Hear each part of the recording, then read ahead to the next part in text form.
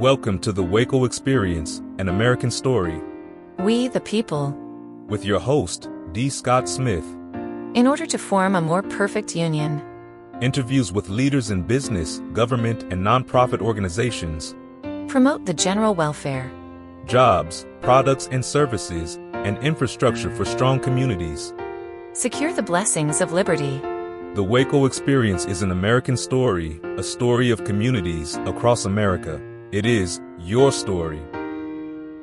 You know, the internet, it came out of the military space. GPS came out of the military space. So many cool things that we have in our world now has come out of our community. Today on the WACO Experience, an American story, James from Prooyen, co-founder of Military Creator Con. I'm your host, D. Scott Smith. Each week I bring you stories from leaders in business, government, and nonprofit organizations. You can learn more about this program, our sponsors, and the podcast version of this show by going to our website, thewacoexperience.com. This program is made possible by sponsors. Quality Cabinets. Your home is an extension of your personality. Smooth, clean, and elegant. Quality Cabinets is the perfect choice for the modern aesthetic. Visit the Design Center at 720 New Dallas Highway in Waco. Quality Cabinets are available for delivery when you are ready. Call 254-744-0938 and visit the website, qualitycabinetstx.com. PresentGifting.com. Imagine never forgetting an event for those important people in your lives. Because relationships are important and moments matter, Present Gifting is a free service to send you gentle reminders of birthdays, anniversaries, holidays, and more. Register today at PresentGifting.com. Heart of Texas TV Indoor Billboards. My friend JB James Battle, former helicopter pilot for the U.S. Army, and his team at Hot TV amplify your brand where it matters most. Be seen where your customers eat, work, shop, and play. Learn more on the web at hotdigitaltv.com. Military Creator Con, April 16th to 18th in Arlington. Military Creator Con is a movement that unites military-created visionaries across art, media, and entrepreneurship. A multi-day forum where service members, veterans, families, and supporters discover new tools, share expertise, and celebrate their collective creativity. Register now at militarycreatorcon.com and use code SCOTT10 to receive a discount. D. Scott here. I'm in the home studio today online with James Van Prooyen. He is one of the founders of Military Creator Con. He is an Air Force veteran, a retiree who's been out for a few years. Military Creator Con is something that I heard about probably late 2025, found out that we were going to be in the same conference together in Orlando, Florida in January. James, welcome to the WACO Experience. Awesome, D. Scott. Thank you so much. I'm very honored and privileged to be able to come on and talk to you today. We're going to get into your background in a little bit, but first of all, let's talk about Military Creator Con and what is it, where is it, when is it, and how do people find information about it? Military Creator Con, we started out as what we call a microcon of Podfest. So when I got out of the military, I retired in 2015, but a year before then, I got involved with the founder of Podfest and started helping with Podfest. And in 2020, we had our own speakers and content for a one-day military creator event just before COVID. And so now we're a few months away. So it's April of this year, April 16th to the 18th. But we did it last January as a one-day for our last one-day microcon. So we had 20 speakers. You could buy a ticket just to our event or to Podfest and our event and things like that last year. So this year, in 2 months, we're actually in Arlington, Texas. We wanted to kind of keep it in the middle of the country. I kind of really felt like I had done quite a bit in Dallas. My wife's cousin lives in Dallas. So we kind of looked in that area, fell in love with Arlington pretty quickly. And so we've been working hard this past year to really, put on a good event to bring people to. So the website has all the information, militarycreatorcon.com. We've got quite a few people, the team of people that are involved with us that are helping us. There's 20 plus people that are doing that with us. Military Creator Con, so it's going to be in Arlington. It's April 16th to the 18th. Right now, people can go to militarycreatorcon.com. So let's talk about who should attend Military Creator Con. Absolutely. So I fell in love with podcasting. I have a tech background, did tech in the or IT communications in the military. Definitely don't think of myself as a tech guy, but tech enough, right? Of doing that for so many years. And as I was getting out, and I understood what a podcast was, but I didn't really understand until the group of people that were started Podfest were really kind of teaching us that anybody can do it, right? Like I got used to seeing people on TV that were sportscasters or former players. That all made sense to me. But what I would say, quote unquote, the average person or the average somebody in a space that could kind of start a show and really be creative and express your thing that you're doing and have that be kind of a front leaning thing and kind of your own media channel, media kind of on demand or new media or on demand content. That's really what started Podfest. We were definitely podcast new media related, but always very much on the creative side. And things have evolved so much. To do a podcast now, we didn't used to have I feel like an old person at this point to say, but when I'm and I do some coaching. So when I help people start ChatGPT, AI, like the tools and the resources and the speed of, how many platforms and how I say relatively easily compared to what maybe you had to do in the past to start, to record that podcast and get all your kind of production stuff done and then it out there. It's never been easier than right now, but with the creator space and with the creator economy becoming a bigger thing, especially when you think about the military space, there's so many creative people and ideas. Of course, I kind of always refer to the military, the internet it came out of the military space, GPS came out of the military space. So many cool things that we have in our world now has come out of our community. And I'd say not just the military people themselves, but, the supporters and, definitely a very creative group and a group of people with support people of the military members and the veterans and things like that, of just troubleshooting and having to figure things out, and so many kind of creative ideas and entrepreneurs that invent things and see a need and then create it. So we felt like there's kind of some places for people like that to go to, but we really wanted to kind of make our conference be a bigger umbrella, to talk about AI, to talk about podcasting. New media will always be a part of it, but some people are like, I'm not maybe ready to do a podcast, but there's some other things that other people are doing in spaces that if they come to Military Creator Con, we really want to have that collaborative, you're not alone environment to where it's like, oh, wow, this is working in this space. I wonder if I could apply that to this other space. And I know for me, I definitely believe a lot of the people that will come at some point will like, hey, I should do a YouTube channel or I should do a podcast, or kind of put that in with what they're already doing or with what they talk to or see some of the sessions, and they say, oh, I can see how this would apply to our session. I'm sorry, to our business, our thing. So we want to really bring all creators together and as we kind of say, do more creative things together as a community. So that's really what the heart of the conference and the vision of that going forward is bringing kind of all these people together. And even a lot of people we talk to, they're like, yeah, my son is in the military, my nephew, or all these relatives, but they don't really consider themselves to be really affiliated to the military. We want to really include those people to where it's not, we kind of say in and around the military space. So it could be entities that want to do more with the military space, but a lot of times it's people that have people all around them that are either have served or are serving in the military. So we want to include those people as well in this community of Military Creator Con. A lot of Military Creator Con, I know you talk about art, media, entrepreneurship, and it's also works well for people that are working for companies to be able to apply the skills that they can learn from the speakers. And Military Creator Con, so you're bringing in together those that are associated with it. So you could be a veteran, a reservist, maybe a family member, an affiliated, as you mentioned, companies. I have a friend that's got a law firm that, because of Fort Hood, they specialize in law that really is more tailored to the needs of a more transient military crew. Absolutely. So the other reason for Military Creator Con is that there's a different level of collaboration, I'll say, that happens in military service that sometimes is missing in the traditional workplace. Yeah, and I think so. And I think a couple things as I hear is even if someone is in a role where they're in a job they may not want to do full, permanently for the rest.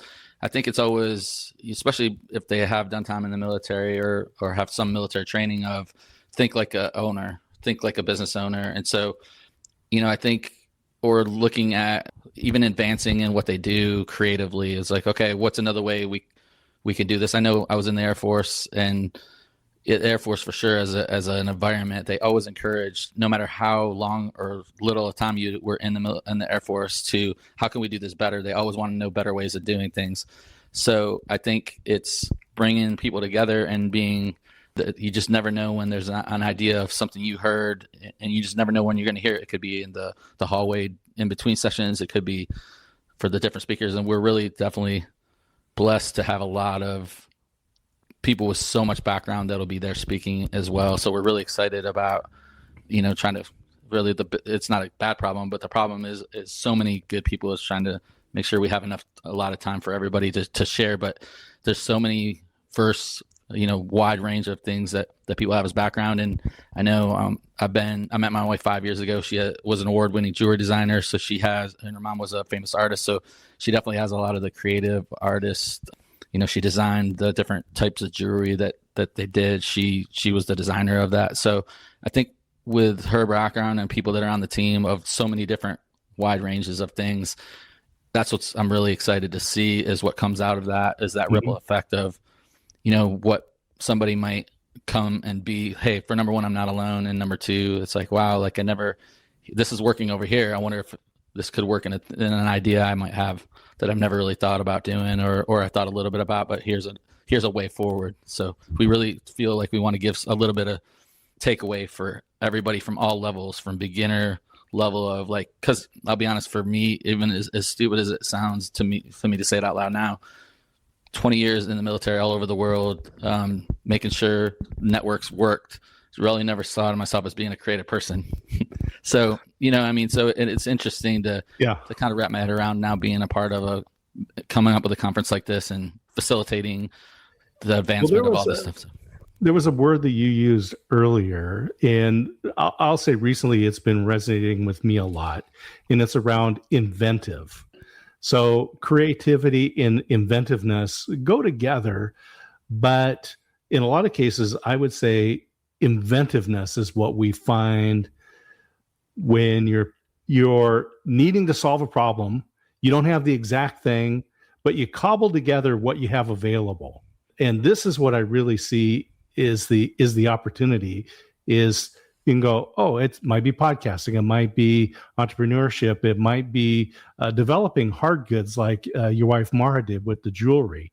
You're taking together some of these existing things and putting them together in a novel way to solve a problem in a way that hasn't existed before. And that's a lot of what you see also in the military.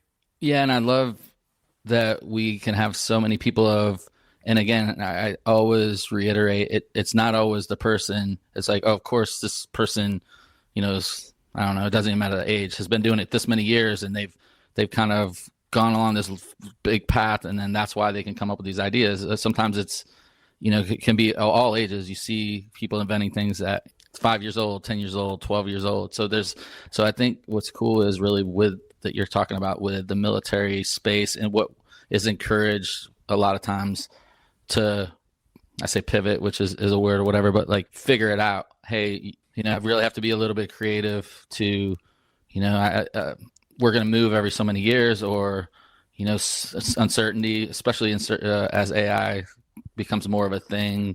There's definitely more uncertainty now, I think, in what these different jobs in the future will look like, or even businesses, or, what we have now might change very quickly 3 to 5 years from now. So I think we're really in a cool time to bring creative people together, and what better space than the military space to do that and be leading in that for sure. Yeah. Just remind everybody, today on the WACO Experience, an American Story, James Van Prooyen, co-founder of Military Creator Con, militarycreatorcon.com. April 16th through the 18th, right? In Yes, Arlington, Texas, and people can go and get tickets now. And there's some discounts available, and so take advantage of those. You mentioned AI just a moment ago, and I was thinking about the different topics. I'm certain that you're going to have some experts on AI. In addition to that, what are you looking forward to yourself as far as the topics and different speakers that are coming? absolutely. I'm really looking forward to.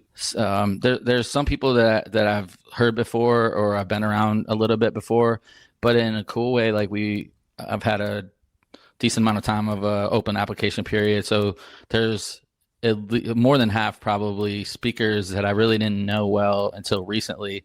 So I think for me, it's always, and nothing against the people I've heard before, right? That there's some awesome people that I've gotten to network with and see at different conferences and meet in the past.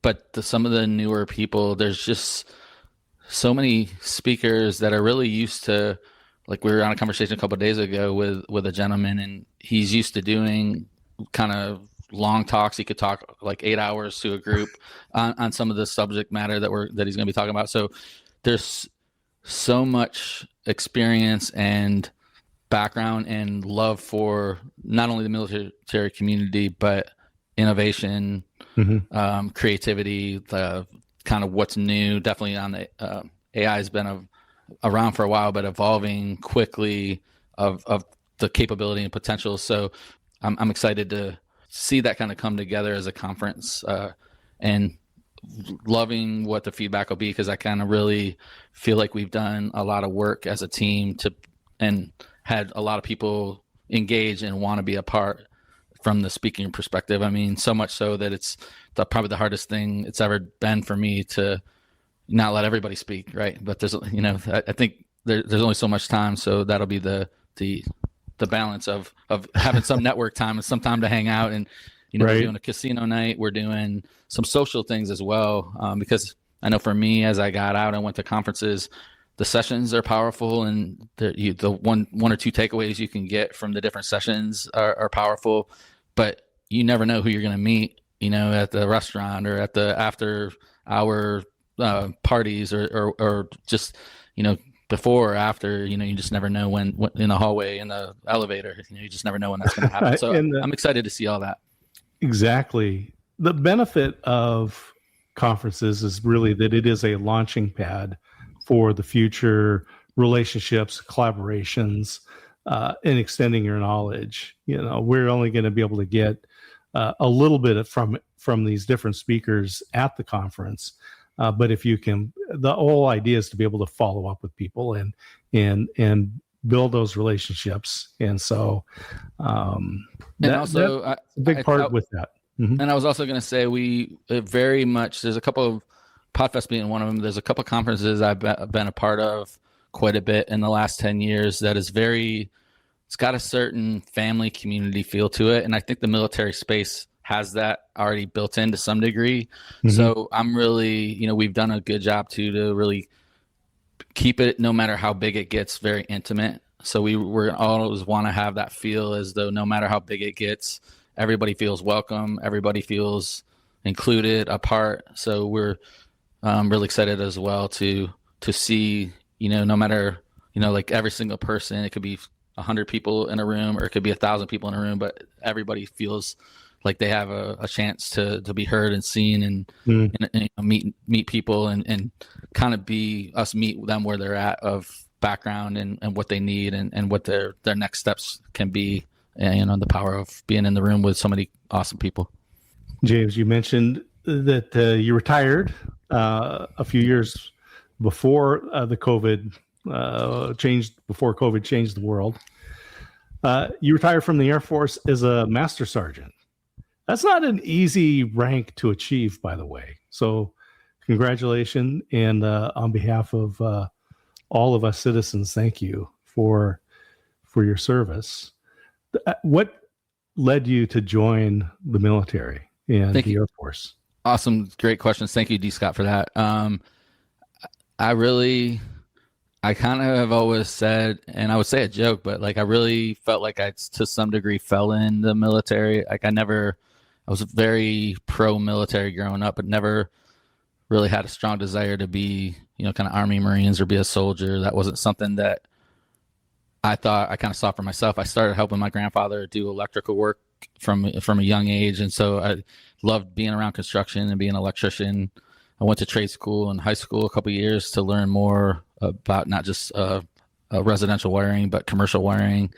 I kind of thought, funny enough, that I would get in the Air Force and maybe learn for 4 years how to be an electrician on a plane. Is how simple my mind worked at that point of not really understanding computers. It was very much, 1993, 4, 5. So it was those years. I was in delayed enlistment and entered the Air Force in February 1995, not really knowing anything about computers, nor thinking I would be doing anything with computers. That wasn't really something that I had really had any experience with. So I fell into not only the Air Force, but also, so I'm thinking, okay, I'll do 4 years and go back to Michigan and go back to being an electrician. My grandfather was, they had a hotel as well. So I definitely saw entrepreneurship and business model. So kind of that would have been the path if I didn't go in the military. So I think, okay, I'll add a little bit of experience. Didn't really come in for the traveling school, but the rest is kind of history. As easy as that is to gloss over. Like I thought if I went to 10 years, I would go to 20. I was very much what they call tactical communication. So there's, the base level where some people in my job would support a base, or some people, there's some units in the Air Force that their main job was to go out other places and, kind of deploy to different remote locations and help set up the initial infrastructure and then build that out. And the years I was in from 1995 to 2015, so a very busy world, and so our job was definitely one that was needed. I felt like the more I was in, once I definitely probably early on when I was committed, but you're young and you're like, okay, some days you're kind of in and out, like, I might go do something else. But as soon as I kind of knew, it's like, okay, this is my path. I'm going to, do this full 20 years. Then I think it really pivoted and had a great Air Force career. I had a lot of good locations that I was at that I can't really complain about duty station wise. Not one place I was at what I would consider, one of the lower bases that the Air Force has. Deployed a lot, so got to really never sit around and not do anything, if that makes sense. So I really also grew up playing sports, so it felt like if I was in the Air Force and doing this kind of job, I wanted to be in all these places doing it versus letting someone else go do it. So I was really always very kind of type A of, I'll go and volunteering and, got to do a few years of honor guard at one point for 3 years on and off in Colorado Springs. I got to do that, which was pretty rewarding. So luckily, got to raise the rank of what, like you said, Master Sergeant, which, other branches sometimes like Army, Marines, you could probably make rank a little faster, but with the Air Force, you kind of make it sort of slowly. There's some fast burners, as they say, but with my path and my focus, a lot of times wasn't on studying for a rank. It was, distracted by doing other things and deploying. And you were in international locations? Yeah, I got to actually the last unit I was in. Well, I retired out of MacDill, so I luckily got to do my last 5 years in Tampa. I was in a joint communication unit, so we had probably 65-ish% was made up of Air Force and Army, and had Marines and Navy, of course. But it was an airborne unit, so I got to do a lot of cool training during that 5 years. I was in, at one point, we were living in Italy, supporting U.S. Army Africa, or the whole AFRICOM, like the COCOM that does operations in all of Africa. And we were there actually during the Benghazi thing, so we got to be pretty busy and engaged. And I was in Germany actually, almost getting ready to go to Africa myself. That's how many people we had to kind of set out. The first sergeant kind of position at that point I was a captain that I was working with there. It was him and I as in the leadership team, but you know how it goes. Like you next person up, it's like, we can't get backfill enough people quick enough from the United States to here to send to Africa. So, in support of operations, it was things like that was really fulfilling. And I got to really kind of do those kind of things all the way to the end, being in a type unit that I was at MacDill and JCSC. So. James, I'm glad you're bringing Military CreatorCon to Texas. It's going to be Arlington, April 16th to 18th, militarycreatorcon.com. Here in Waco, McLennan County, we have a 10% higher population of veterans than is average across the country. So hopefully we'll have a good representation there coming up in April. As we wind down, tell us, what do you see for the future? You've got Military CreatorCon. This is the first standalone event that you guys have after being incubated by PodFest. What do you see as the future for our military connected folks?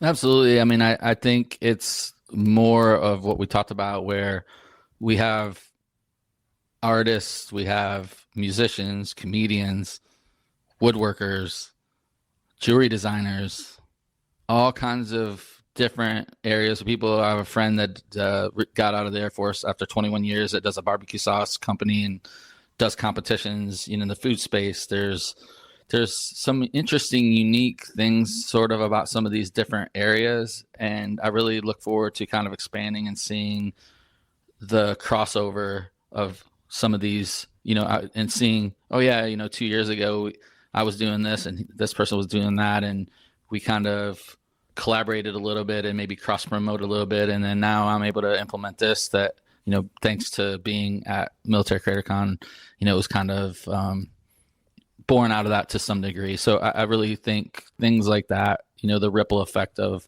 relationship building and awareness. And I know for me, we're definitely talking to different people that are active duty right now and really wanting to really capture as much of people's experiences of all levels of what's missing, what aren't we thinking about yet, or what aren't we doing. So I think as we expand and more people hear about it and more people want to speak and, more things, I think that's what I'm really looking forward to and excited about. And I also wanted to mention is you're out of Waco, Texas. And I kind of feel like it's come full circle military wise for me, because we talked about the Air Force. My first coming into the military in 1995 was actually San Antonio. So definitely didn't know anything about Texas for the most part at that point, minus a little bit of stuff you see on TV. And I remember thinking Texas was definitely had a feel as though it was its own entity and of itself, very proud. You could tell there was that proud Texan thing. And so, I feel like this past year doing the work that we have in the next year coming up, that we're going to get ready for 2027 as well. Love the support. And, I know we talked a lot in January, and just to hear things that I would have never known. Like I've kind of come by Waco. I've never really spent much time there before. So to hear all these different areas and communities in Texas that are such strong supporters and have so many people that have served before and continue to serve in the future, it's really cool to bring that in and really grow this conference out, and kind of grow up, if you will, in the state of Texas. So we're really excited about that as well.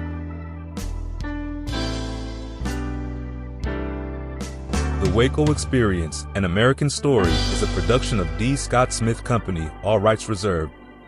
Thank you for listening.